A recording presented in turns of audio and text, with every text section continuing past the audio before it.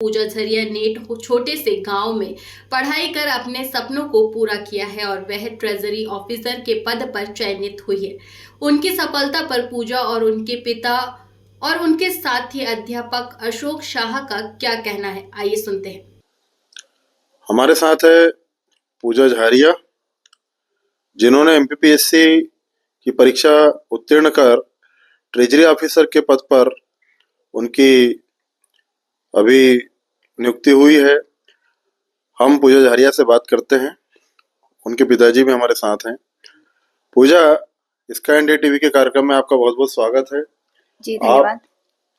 आपने ये जो परीक्षा उत्तीर्ण की है, इसके लिए पहले तो आपको बहुत बहुत बधाई। और आप थोड़ा सा इसमें प्रकाश डालिए कि किस प्रकार से आपने तैयारी की। जी, सबसे पहले तो आपका बहुत बहुत धन्यवाद। आपके चैनल का भी बहुत बहुत धन्यवाद। इस तैयारी को मैंने 2019 में प्रारंभ की थी। साथ ही मैंने बीएड भी कर लिया था उसी समय। बीएड के साथ साथ ही मैंने तैयारी प्रारंभ की। 2020 में मैंने प्रथम बार अपनी परीक्षा दी, प्रारंभिक परीक्षा, और इंटरव्यू तक भी पहुंची, किंतु उसमें अंतिम सफलता नहीं मिल पाई। 2021 में मेरा प्री क्वालिफाई नहीं हुआ था।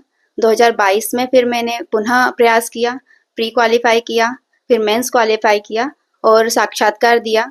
अंतिम चयन के रूप में आज आपके समक्ष में एक ट्रेजरी ऑफिसर के रूप में चयनित हूँ और मेरा डीसी फर्स्ट वेटिंग है। और 2023 की भी परीक्षा दी थी मैंने, जो कि जिसमें इंटरव्यू कॉल है मेरा। 2024 का भी मेंस दिया है, जिसका रिजल्ट आना बाकी है। ये तीनों 22, 23 और 24 की जो परीक्षाएं थी वो 2024 में ही हुई थी, कुछ लेट के चलते, तो उस वजह से। तो अभी 2 संभावनाएं और मौजूद हैं जिसमें मैं डिप्टी कलेक्टर के पद पे जा सकती हूँ। आपने इसकी तैयारी कब से प्रारंभ की थी? जी सर, मैंने 2018 में मेरा ग्रेजुएशन कंप्लीट हुआ था। उसके पश्चात ही मैंने इसकी तैयारी प्रारंभ कर दी थी। आपको अपने शिक्षा जगत के लिए या फिर एक जो सपना होता है, वो क्या सपना है आपका? जी सर, मेरा यही सपना है कि जो ग्रामीण क्षेत्रों के छोटे-छोटे बच्चे होते हैं, जो ये सोचते हैं कि सरकारी स्कूल से हम कुछ नहीं कर सकते।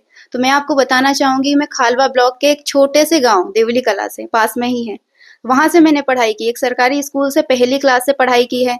यहाँ फिर मॉडल हाई स्कूल खालवा में मैंने पढ़ाई की है, जो कि एक सरकारी स्कूल है। ग्रेजुएशन एक शासकीय महाविद्यालय से किया है। तो इस शासकीय महाविद्यालय और शासकीय स्कूल में पढ़ के मैं एक सरकारी पद पे धारण कर सकती हूँ आज मैं। एक सरकारी टीचर, मैंने सरकारी टीचर के रूप में भी एक कार्य किया है बीच में।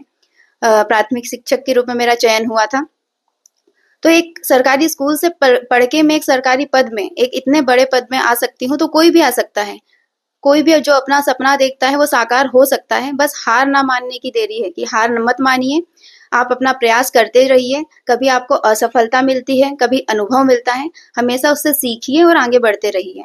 आप अपने सपने को ज़रूर पूरा करेंगे। आपको ये सफलता के बाद कैसा महसूस हो रहा है? सर, बहुत ही अच्छा लग रहा है। मतलब इतने सालों का जो संघर्ष था, 2019 के बाद आज 2025 से जनवरी 2025, इतने सालों का संघर्ष जो था वो एक पल में देखने को जो मिलता है। माता-पिता के आँखों में जो खुशी के आँसू निकलते हैं, तो सर वो संघर्ष नहीं लगता। एक बहुत ही अच्छा रास्ता, सफ़र तय करके आए हैं, ऐसा लगता है सर। अब इसके बाद अब आगे के लिए आपका क्या लक्ष्य है? जी सर, इसके बाद मुझे आगे के लिए यही लक्ष्य रहेगा मेरा, कि मैं अपने जो भी मेरे से छोटे जितने भी जूनियर्स हैं, उनको इंस्पायर करूँ। वो भी एक बड़ा सपना देखें और बड़ा सपना पूरा करें। अपने माता-पिता का जो सपना है उसे पूरा करें। क्योंकि और जो मोबाइल है, मोबाइल कल्चर जो चल पड़ा है आजकल, बच्चे हम देखते हैं कि मोबाइल में सबसे ज़्यादा बिज़ी रहने लगे हैं। मैं बताना चाहूँगी कि आज तक मैंने इंस्टाग्राम अकाउंट नहीं बनाया था। मेरा ये संकल्प था कि जिस दिन भी बनाऊँगी अपने पदनाम के साथ बनाऊँगी। तो सबको यही कहना चाहूँगी कि मोबाइल का सही यूज़ करें। मैंने जैसे किया, यूट्यूब का यूज़ किया, तो यूट्यूब का यूज़ पढ़ने के लिए किया मैंने।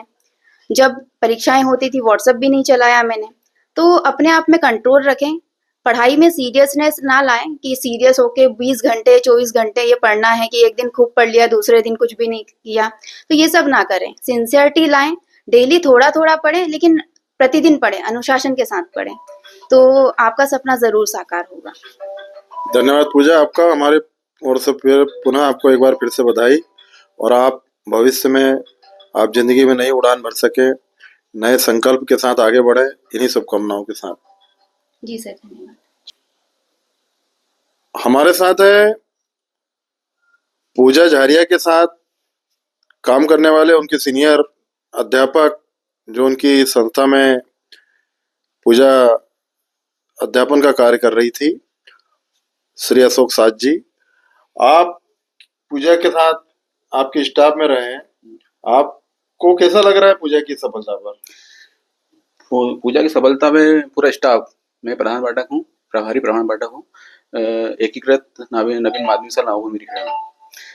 पूजा का संघर्ष तो जो देखा, हमारे स्कूल में 2023 अप्रैल में आई है वो, परंतु उनका जो व्यवहार और बच्चों के साथ जो जो चीज़ हमने देखी, मतलब उनको किस तरह खेल के माहौल में सिखाना, ये सब उसमें बहुत है और पूरा स्टाफ उनको पसंद करता है। और उनकी जो आज जो जिस पोस्ट पे है, पूरा स्कूल स्टाफ बहुत खुश है। बहुत बहुत धन्यवाद।